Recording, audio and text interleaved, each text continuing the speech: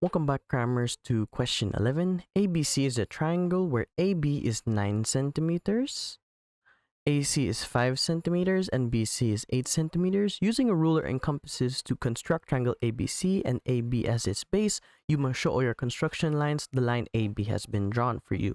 So first, set your protractor to BC, which will be 8 centimeters. Starting at point B, we simply draw an arc which is 8 centimeters. Then we repeat the process. Set your protractor to AC, which is 5 centimeters, and simply draw an arc.